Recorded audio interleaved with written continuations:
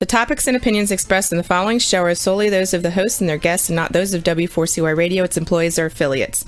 We make no recommendations or endorsements for radio show programs, services, or products mentioned on air or on our web. No liability, explicit or implied, shall be extended to W4CY Radio or its employees or affiliates.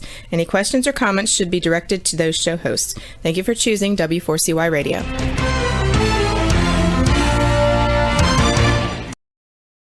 Welcome back, everyone, to the Geeks, Geezers, and Googlization Show, the home of Googlization Nation, where we talk with HR and business thought leaders about the crazy shift going on in the world of business, technology, and HR. Here's your host, Ira Wolf.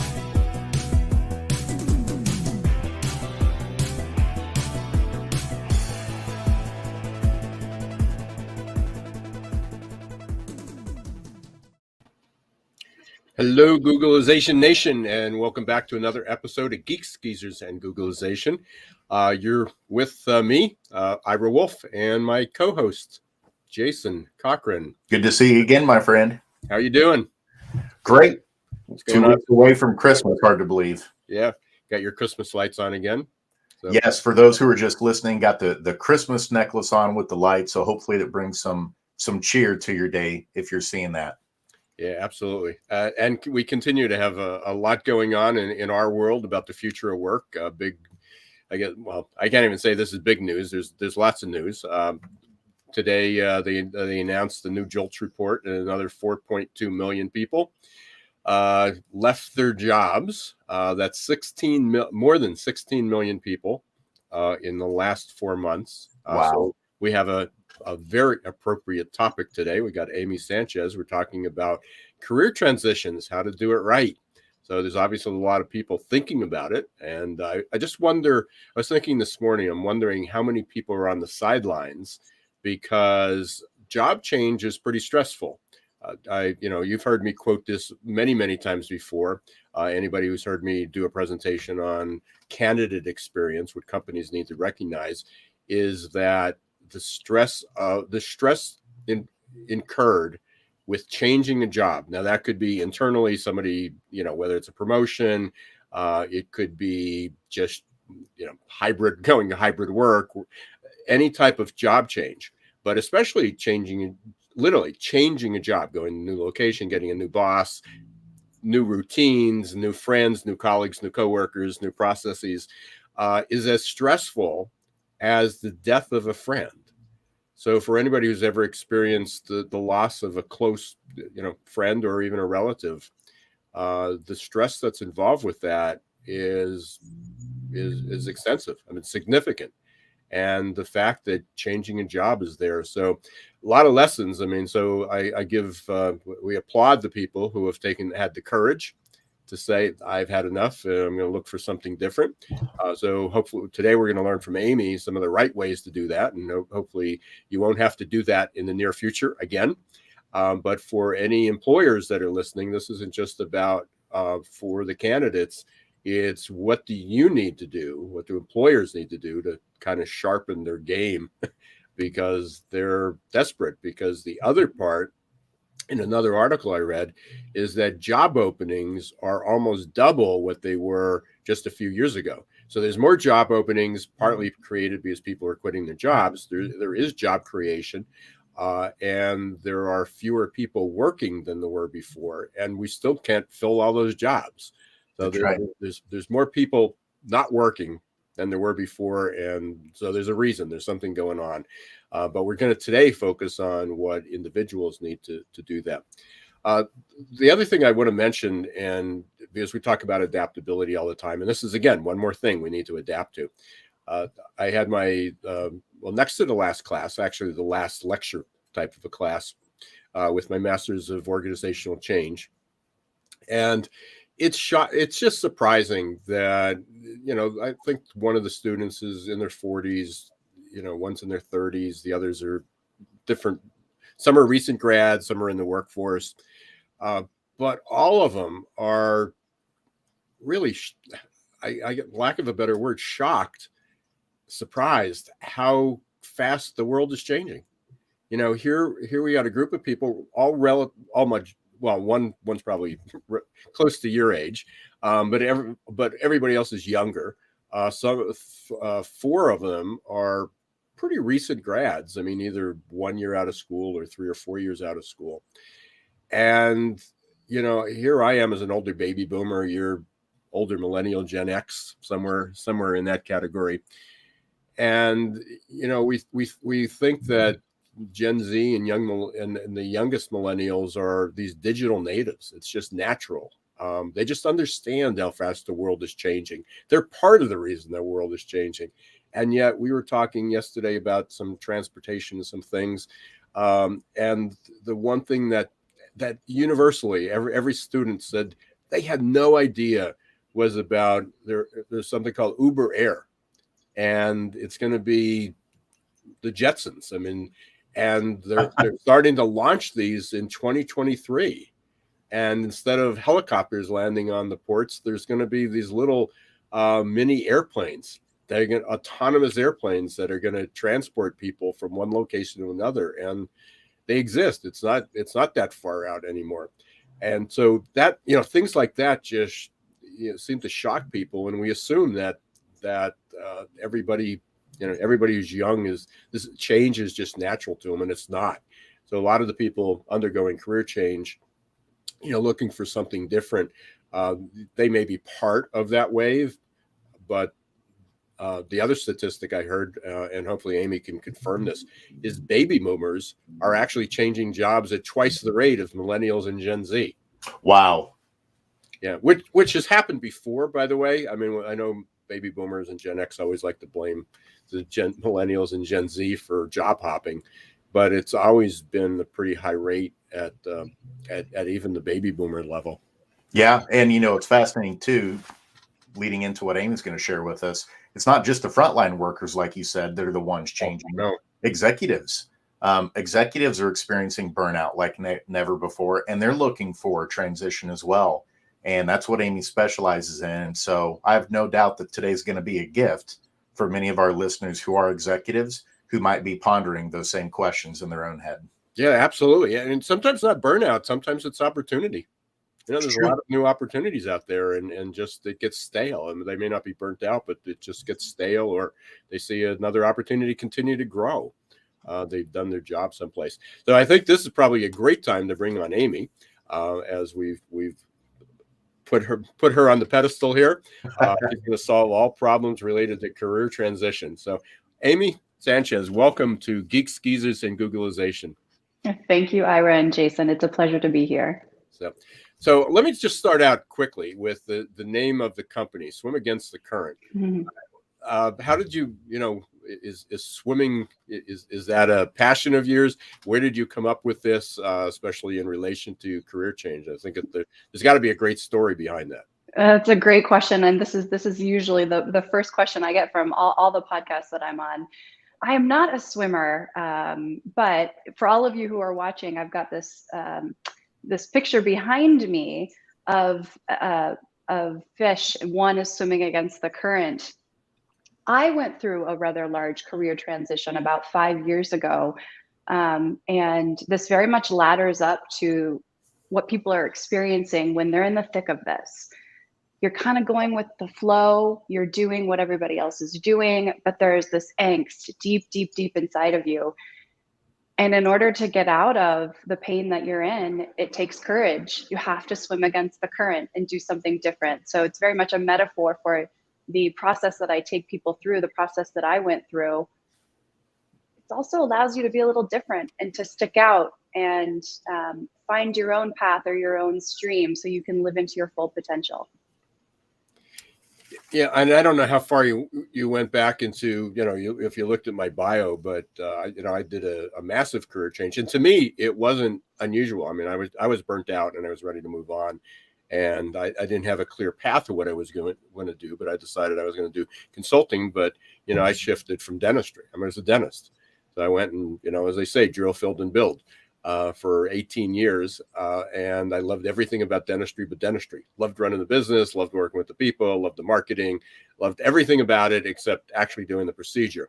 And so I left. And to me, it wasn't a big shock. It was like, okay, this is just another chapter in my life. I'm going to move forward. Not everybody takes that approach. everybody else struggled with it. I mean, people came up to my well, ex-wife at the time, or not at the time, but now, and to my family and to my kids. My kids were, late teens, early 20s at that point, and would say, "What's going to happen? What do you, how can you let him do that? What does he know?" And everything was tied to that job title. I just sort of moved on and then opened up these new doors, and everybody else struggled with that. Mm.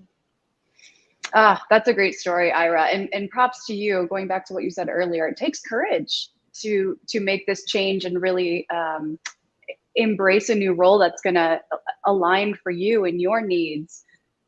And oftentimes there are headwinds around you that are even going to make that difficult. Society's put you in this bucket. Oftentimes the profession that we had is very much how we identify as an individual, but there's so much more to us. And when we can find the profession that aligns all around, not only with our strengths, but, our purpose, what we're meant to do, but also what's going to allow us to fully live our potential. Sometimes it doesn't look like that box that people want to put us in. But once we have the courage to step into that space, if you're a believer first, everyone around you then becomes a believer, because success inevitably follows. That's so true. And that's a cool commonality I think the three of us have, is all three of us went through that. I went through it too back in 2018, of moving on from working full-time primarily with schools as a psychologist, and jumping with both feet in on a technology company I helped found and going full blast with that. And it was just like Ira said, it was terrifying for me, because I grew up not as much of a risk taker. And so I did have several family members that were like, "Oh boy, here we go. You're giving up, something that is solid and consistent, and you're going into the unknown." The person who had my back the most was my wife. She was like, "You got this. What are you stressing about? Are you kidding? Go do it. You're crazy if you don't go do this." And so it's neat to see how, different people in our lives, react to those things. But at the end of the day, you got to have the confidence yourself to do it. And so I guess the question I have for you, Amy, is what are some of those characteristics that you notice in people that are kind of predictors of success if they're considering a career change? Are there things that are predictable that are going to lead to better outcomes for some people than others? That's a great question, Jason. And like you mentioned before, I work with corporate leaders. It's usually director level and above. And what I like about this subset of people is by the time you reach a director level in a corporate setting, you've had the gumption, you've had the motivation, you have the work ethic. So that raw potential is already there. When you help people clarify where they want to go, oftentimes you get them from that really uncomfortable, scared, stuck space into, "Oh yeah, that's what I want." And it's kind of like turning from the fear to the hope and the excitement, and boom, they take off. And it's so fun to see when that happens. What's the first thing? I mean, for anybody that's considering getting out, and again, some people are thinking about it, but what will I do, and how can I do this? And I got my kids, and I got responsibilities, and they have all these, I guess, excuses or rationalizations why today's not the right time. But then there's other people that are ready to move. So it may be two different strategies. But what's the first step when people are starting to consider that they should take? That's a great question, Ira. And I don't want to minimize too all of the complications that are involved in a job change, particularly as you're talking about security and making sure my family is appropriately supported. And there are a lot of scary factors. There can be a lot of scary factors to this. So certainly want to acknowledge that. What we find is once people kind of put the fear aside and start leaning into, all right, so let's chat. What is it that you want to do? You get them from this place of what do I need to do for other people to what would I like to do for me? It starts to unlock this new potential in this new space. And again, going back to like, how do we get people to live up to their full potential when people are doing work they're really passionate about that aligns with their strengths? That's when this unlocks. So So what I usually do is Jason had referenced the 5 questions that I asked. So I'm going to pose this to the audience. So this can start to get your wheels turning. If you're in that space of, man, I want to make this move, but I'm just not sure. Few questions you can start asking. First of all, what are your top values, and are they currently being honored? If you are in a space where consistently your top values are not able to be honored, that's going to be just a thorn in your side. That's not going to go away. So are you in a space where your top values can be honored? Do you know what your top values are? Second question, what activities give you energy? So a lot of people will frame this as, what are your strengths? Understanding what are some of the activities that you do that really make you want to continue and go the extra mile, go the extra effort. That's where success comes in. So what are the activities that enable you to do that? And how many of those activities are in your current role? What activities deplete your energy on the other side of that? Are you in a space where you're doing activities primarily that deplete your energy through the day? If so, you're on the path to burnout, number one. And number two, you're not going to be getting those high accolades that typically lead to success and higher pay and promotions. So you want to think about that if that is a part of your current role. Here's the other question that gets to life purpose, that usually helps people move from in the thick of it, in the weeds, to a 10,000 foot view. How do I want to be remembered at the end of my life? Oftentimes we're in such a swirl, the day-to-day, the paying the bills, the picking up the kid, and there's so many short-term stressors that are driving us. But if you can kind of zoom out and look at a broader picture, how do you want to be remembered at the end of your life? Is that the path you're on right now?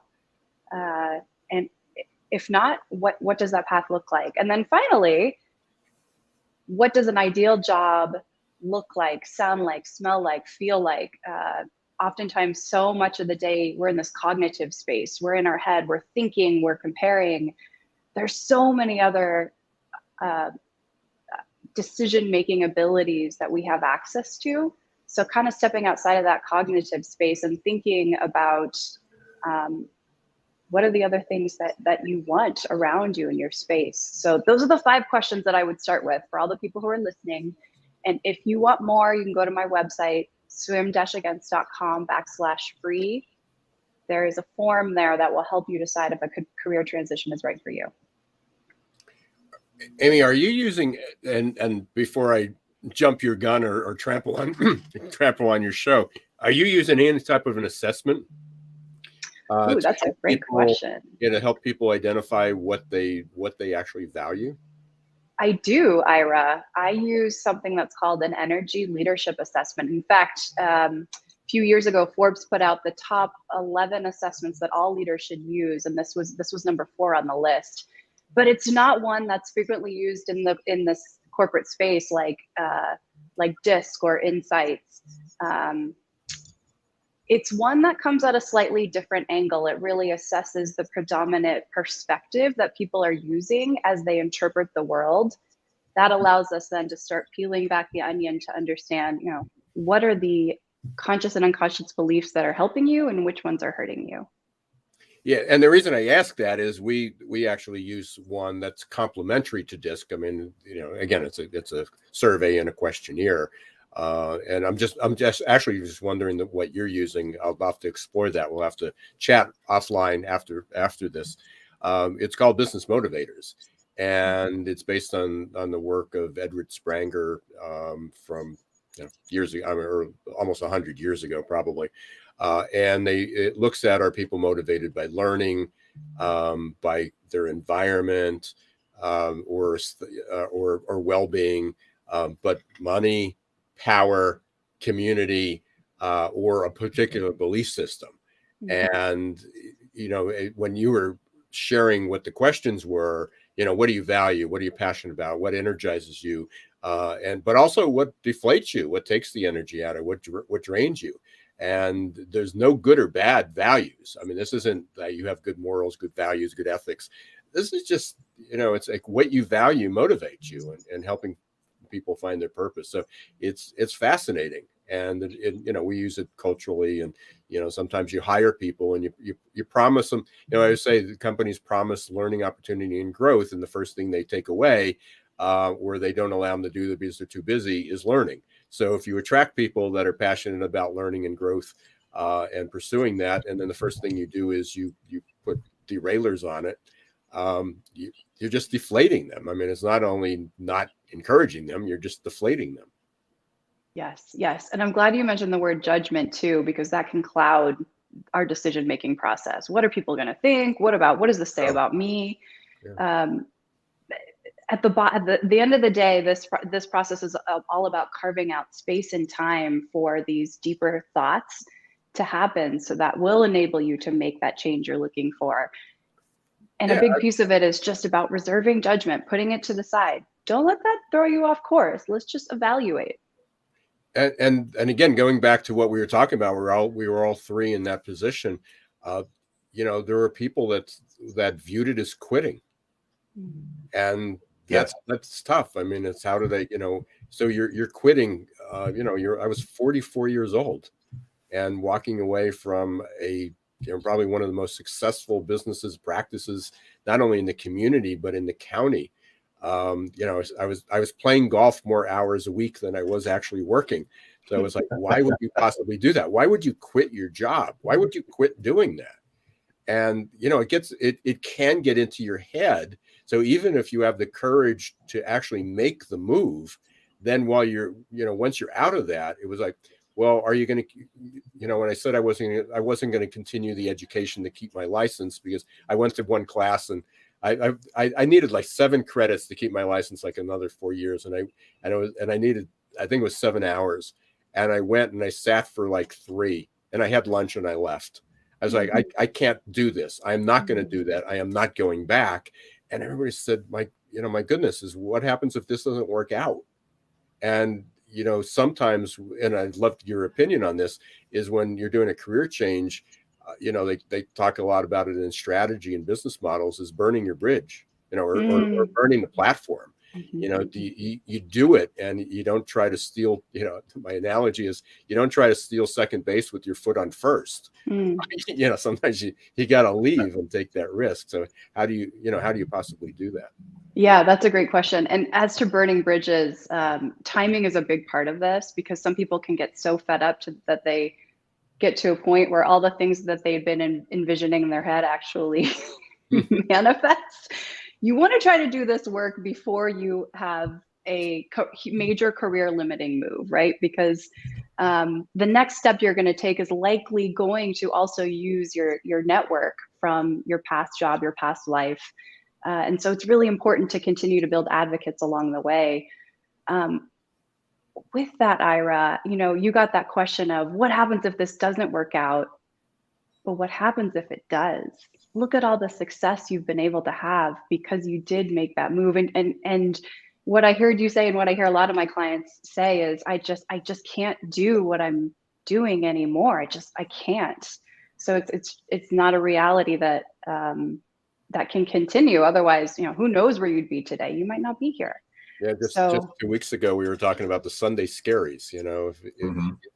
Sunday is, you dread Sundays because it's only one day away from Monday, and there's a lot of people there. So what are some of the steps? I mean, somebody says, I'm afraid to do it. They have, or I'm ready to do it. What should they do to prepare? I mean, in the past, you'd go to a counselor and say, well, get your resume in place. Yep. Okay. I love this question because that is such a common move, and it's missing a really key step, because if you go get your resume ready, history is going to repeat itself. You're going to land in the same job that you've had, right? The really important first step, and the step that I start with all my clients on, is this digging question of, this is where I do my energy optimization with the assessment that I give. So where are you currently on an energetic level? How do we increase your motivation and get your thought process aligned with where you want to go? And then what do we shed? That then opens you up to possibilities, because we got to get in this space where we're not seeing a lot of challenges. We're seeing opportunities. that's when you move into the second step, which is really asking yourself a lot of these questions of, what do I want to do? What am I being called to do? And you start to really crystallize your vision. Then you get into updating your resume, your targeted networking search. And by the way, 80% of all, particularly senior level jobs, are found through networking. So dropping resumes, at 10:30 on jobs boards it's old school. It's not the way to go anymore. There are hundreds and sometimes thousands of resumes being dropped, and unless you're a direct fit, that's a big waste of time. So then you get your networking strategy in place. But until you know what your target is, if you go into networking and job dropping or resume dropping, you can waste a lot of your time and other people's time. So those 3 steps in sequential order are really, really important to ensure that you end up in a job that you are happy with, that you can increase your impact, you can increase your earning potential. That's so fascinating, Amy, because I literally had a friend of mine who's a very successful CFO. I saw him on Sunday and just asked him the simple question, how's work going? And we ended up in this amazing existential conversation of how he's like, you know what? I'm ready to be done with this phase of my professional life. Even though I'm very successful, ready to get this business sold, and I want to start playing the piano.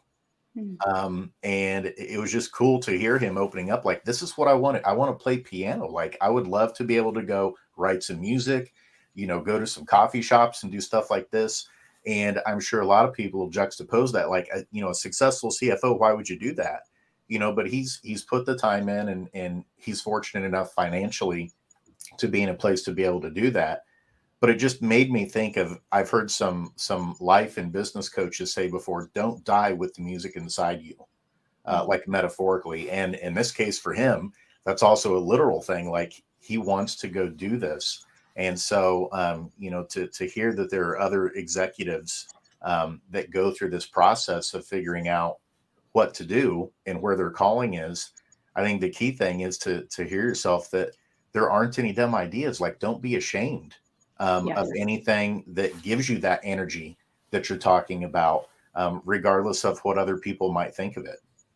That's right. Usually there's a reason that's happening.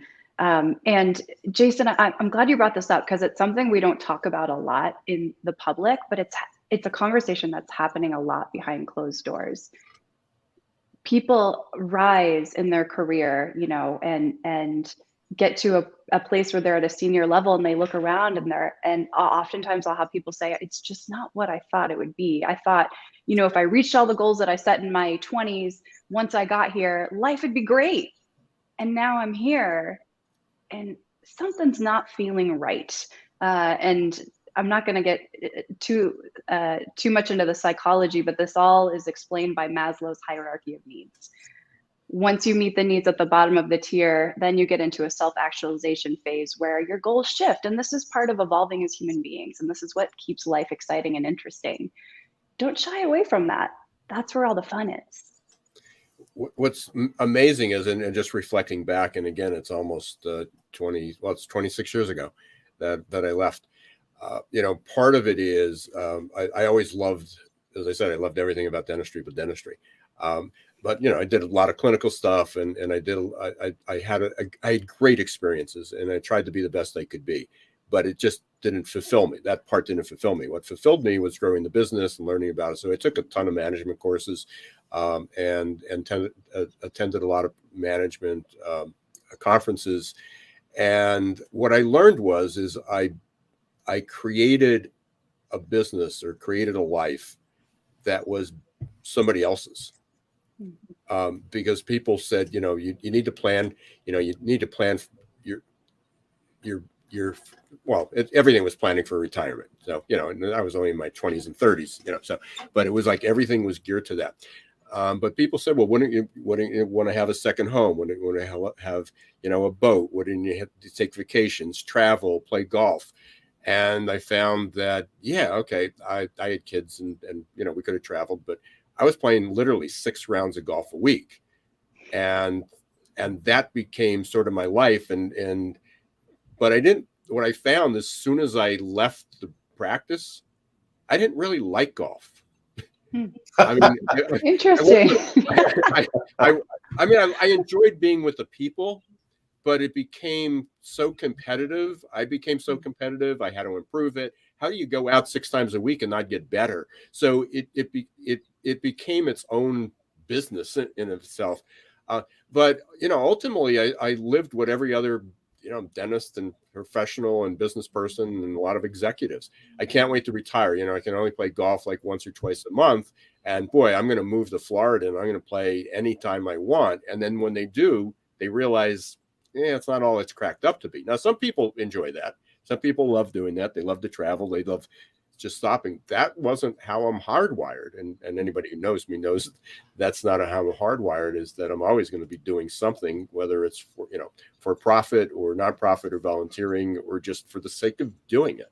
I'm just always going to do that. And that's how I blame it on the genetics, because that's my mother's 98 and still wants to do things. We are going to take a quick break. This has been fascinating. We're talking with Amy Sanchez about career transitions, and certainly in the heat of that, with 16 million people leaving their jobs in the last 4 months. You are listening to Geeks, Geezers, and Googlization. We want to thank you for being part of Googlization Nation, and we will all be right back in 1 minute. Change doesn't pick favorites. No matter who you are or where you live, the year 2020 was filled with one unexpected challenge after another. According to the authors of The Adaptation Advantage, we are incredibly well prepared for the past, but woefully unprepared for the future. That leaves millions of people feeling scared, worried, frustrated, and confused. Whether you're the owner of a business or a worker out of a job, adaptability is now an essential skill you need to ride the next wave of normal. The good news is that science shows that adaptability is learnable. Adaptability gives us the confidence and courage to think about change and embrace opportunity in the right way. Adaptability gives us hope for a better future. And goodness knows we need hope. Are you ready to embrace change and double down on your future? Contact Success Performance Solutions today to schedule a consultation about how you can reimagine your team's future, how you can begin to think about opportunity the right way.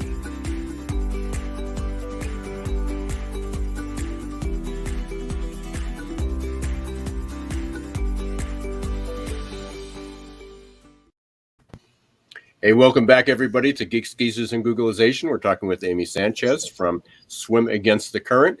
We're talking about career transitions, and we've got Jason here with us. Listening to the commercial or watching the commercial, we talked about The Adaptation Advantage, which is a great book, by the way. But in there, and I don't know if you're familiar with the book, Amy, at all, but there's a chapter, and I just pulled it out. I just happen to have it in front of me because we're using it for the class. But it talks about 3 questions that trap us, and it just fit in line with what we were talking about. And the three most common questions is, what's the first thing you do when you meet somebody at a business meeting or conference? What's the first question that gets asked? Tell me about yourself. Where do you work? What do you do? What do you do? Yeah. Oh, what do you do? And it talks about how our identity is captured in our job title. And it was like, what can you possibly do? You're a dentist. I mean, how would you know how to run a business, consult other people running a business, hiring people? How would you possibly do that? And we get trapped in these job titles, but they talk about, again, it's chapter 5. Anybody want to look it up? They talk about 3 questions that are mostly asked, and how we need, they were talking about how we need to redefine that as far as parents, also as employers, but personally, one is, what do you do? What's your major? And what do you want to be when you grow up? And I thought that was so interesting and fitting in this, whether you could be 65 years old and saying, hey, what's my next chapter, is what do you want to be when you grow up? What do you want to do for that next chapter? And most people were never allowed to figure that out. And for good reason, because 50 years ago, you basically, worked, you got your gold watch, you retired, and then you died. But the death wasn't like 3 decades later. It was sometimes days, weeks, or months, or maybe a year or 2 later, because you just didn't live that long. So things are definitely changing. But as we were talking through those things, those 3 questions keep popping up in my mind about how we train people, how we specialize them, we put them on tracks. Even as elementary school, I mean, we put them on a track. It's what do you want to be when you grow up? And the dentist part came out in 5th grade, and I just was too stubborn to say, I don't want to be a dentist anymore, because everybody would say, you still want to be a dentist? And I go, yeah, are you sure? So yeah, when I was a kid, I wanted to be a truck driver. So definitely that's not what I'm doing today. So it's interesting to see how that shapes up. Today, it's a good job. That is true. You That get is hired. true. Yeah, no, you bring up a good point, Ira. And this can really, depending on where you're from culturally, there's a lot of heaviness to this question too. I work with people of all different ethnic backgrounds. I particularly find people who have grown up in a very traditional Indian or Asian background, there's a lot of pressure to be a business person, a doctor, or a lawyer. And if Wow. you're not one of those 3 professions, you're not successful. And so, Talking about growing up in a Jewish family. yes, there you go. And it comes from a good place, right? These traditionally are professions where you're going to have financial security, and every parent wants that for their kid. But we don't all fit in these 3 categories. Well, and that goes into, and again, I know this isn't at the lead. Well, it could be at the leadership, but for other roles, is that we're still on track that you need a good college education. You need an education where some of the most in-demand, most future jobs are trade jobs. I mean, welders are making, $200,000 a year. Right. To start, I mean, a starting salary is $85,000 to $100,000 a year to be a welder, to be a plumber.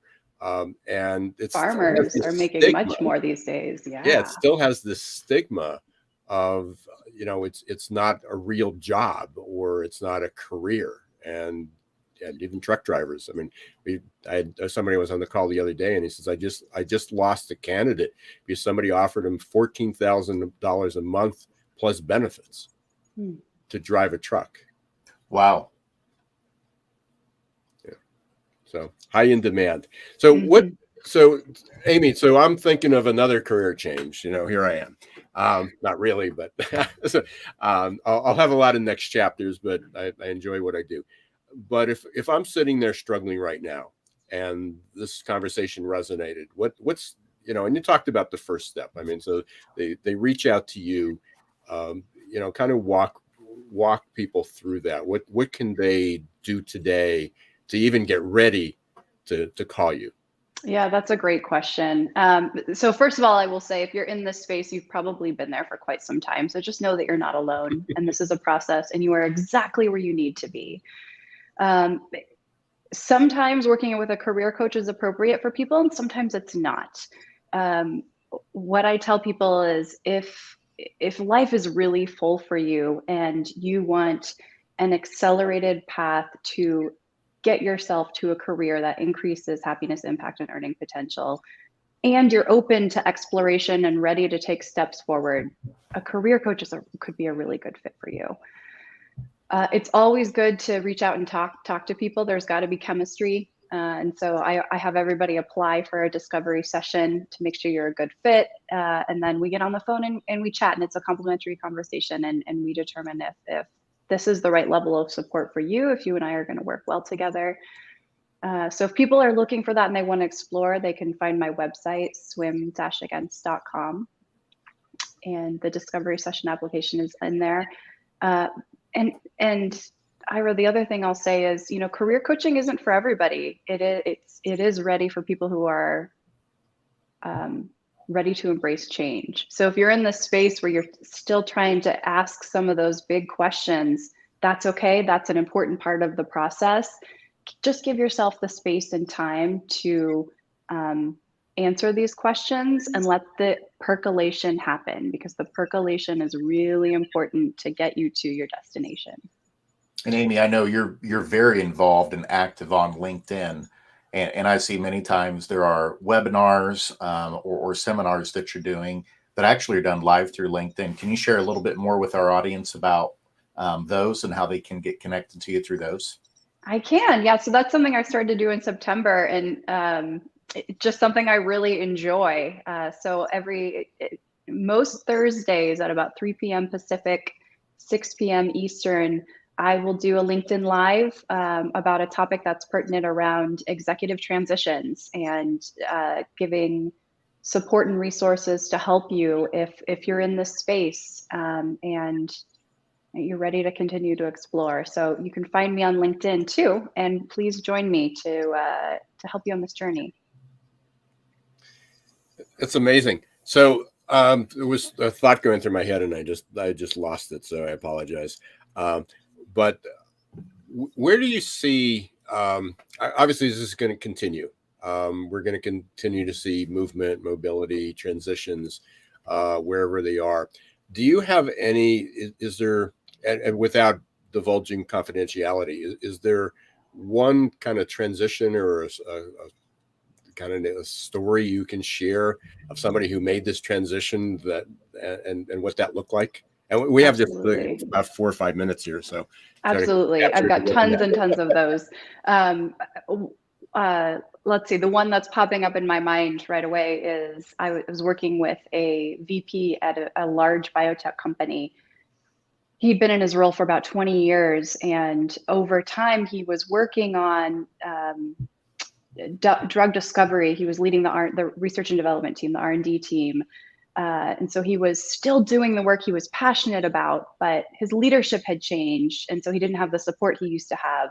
The impact and the amount of funding that he got from the company had decreased pretty significantly. So he wasn't able to do the same amount of work that he was before, make the same amount of impact. But he felt a lot of guilt about leaving because this was who he was. This is what he did. This is the box he was in, right? So that whole external perception. But then also there was this pull of, hey, I don't want to let my team down and leave them hanging. So we worked through all of that through coaching, and it didn't take long for him to realize, hey, it could be really good for everybody if I opened up this position and this opportunity for others and went to do something that really is appealing to me and that's something I'm passionate about. I find that when people make that mental shift and are able to get to that space where they're open to the transition and then they start to define what they want, things start happening quickly. So he started to network. He realized he wanted to stay in the disease space that he was in, but he wanted to be in a larger impact role. He reached out to a few previous coworkers. One of the guys he used to work with was the CEO of a large company who just happened to be looking for a VP of R&D. Boom. He was hired. Not only was he hired, he got a promotion and they came in a little low on their initial offer. So we had an emergency session to prep him for negotiation. Out of that negotiation, he ended up getting a $100,000 signing bonus and a much more favorable stock allocation. So wow. He had a very happy transition story. He's been doing it now for a couple of years, and I work with him now on team workshops to support his team. But very common success story. Once you kind of work through that internal dialogue that's not supportive and get yourself to a place where you're seeing opportunity, things happen pretty quickly. And that's a good example of what the potential is. Yeah, it sounds like the moral of that story is that sometimes opportunities are just sitting out there and you just have to look in that direction. Yes. Yeah, for sure. Well said. Yeah. Anything else that we should be asking that we didn't, Amy? The one other question that I like to share with people is oftentimes we're asking, what else can I do? Something I encourage everybody, especially in this time and space we're in with the holiday season and the pandemic and the unprecedented stress levels and transition, is it's also good to ask, what can I stop doing? What can I take off my plate? When you're so busy and so bogged down, it's really hard to create space. So that's a really key question I encourage everybody to ask, just so that they can, enjoy the holidays a little bit more and open up that space for the opportunity to come in. Thank you. This has been fascinating. And again, because one is it's so relevant just for everyone out there. But for each of us, because we've each, you talk about empathy, we've each walked in people's shoes before making a major transition and very helpful. And I certainly didn't know there was anything, well, a long time ago, but didn't know even who to go to talk about it, because most everybody I talked to was discouraging me from making that move. Well, maybe do it part-time, or maybe slow it down, or maybe look at this, maybe just stick it out for another couple of years. And, I was mentally, emotionally well beyond that point. And so I did it on my own, but fortunately there's people like you that can help people in that transition. So thank you for what you do. Oh, it's such a pleasure. I love doing the work that I do. And for everyone who is in that space that you were in, Ira, you're a great example of what can happen if you lean into that. And I love helping people get there. It's fun to see that progress, that journey. It's interesting when I left, and you just said something that prompted this. When I left, the low-hanging fruit was to consult to dentists. Because that was, certainly what I knew. Although so funny you say that. Yeah, that wasn't my goal. And everybody says, I was only 44 years old, and everybody said, we'd love to do what you do. Can you teach us how to do it? So I created a little mastermind group, and we met. And, my question is what are you going to do? Like, if you can be out of here in 5 years, what are you going to do? And nobody can answer that question. I mean, no, it was like, well, this is all I know. And I really don't dislike it. I just don't like managing it. I don't like the people. I don't, there's a whole lot of excuses. But the problem is there wasn't a vision. And again, helping to walk that through. And it turned out that most of them actually liked it. It was just that they had to change that better. So sometimes the career change is just change the environment, change your boss, which is a lot. Obviously 16 million people are talking about changing their bosses. And so it's not everybody needs a career change. Sometimes you just need a change of environment. Yes, 100%, Ira. Yeah, it all starts with kind of peeling away the onion, and creating a change that is really inspiring can be something really small that moves mountains. And so that's a good point. Some of the people that I work with, it turns out after we go through this work that they really do like the thing that they're doing. They just haven't been looking at it that way for quite some time. Yeah, for sure. Thank you very much. Wishing you a happy holiday. It was great to meet today. Wishing you a good new year. Love to have you back, because this is going to be an ongoing story. Again, Roxy, if you can scroll, there it is. She's thinking ahead of me. How you can get in touch with Amy, and also connect with Amy Sanchez on LinkedIn. So, thank you so much, Ira and Jason. This has been a real pleasure, and I'd be more than happy to come back. You guys are doing some great work, and it's interesting because our work is really complementary. So more than happy to keep the conversation going. And I'm going to check out your assessment, and we'll talk, because there may be some opportunities there as well. So, that'd be great. Appreciate it. Take care. Happy holidays. Take care. You too, Amy. Thanks. Thanks. Bye. How appropriate was that? We've got, just give everybody a heads up what's coming up next couple of weeks. Next week we've got Jackie Green from ITR Economics. She's actually a new guest, but we've spoken with Alan Ballou. Many of you may be familiar with Alan. His company is ITR Economics, and he's one of the founders of it. He wasn't available the calendars just didn't mesh, but we've had him on usually twice a year, but especially end of year, getting a forecast. And the amazing thing about ITR Economics, since 1987, they are 95% plus percent accurate in their forecasting. Wow. Yeah, it's astounding. I mean, just forecasting the economy and ups and downs, and they've been right on. Last year we had him on.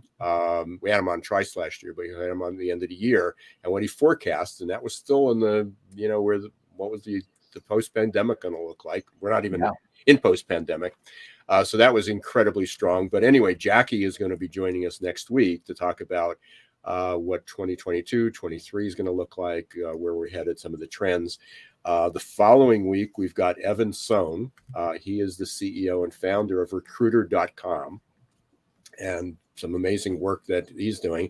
And then our final show of the year is going to be Dave Ulrich, Mr. HR, father of HR, modern HR. So we're going to have and that's just in the next couple of weeks. So the stellar lineup. Yeah, absolutely. Jason, thanks again for being here. Thanks for all you're doing. For everyone else, again, thank you, Googlization Nation, for being part of this community. Thank you for watching Geeks or listening to Geeks, Geezers, and Googlization. If you're listening to it on Apple, Spotify, iHeart, Google, you name it, we really appreciate you. If you're watching live, we appreciate you being here every week.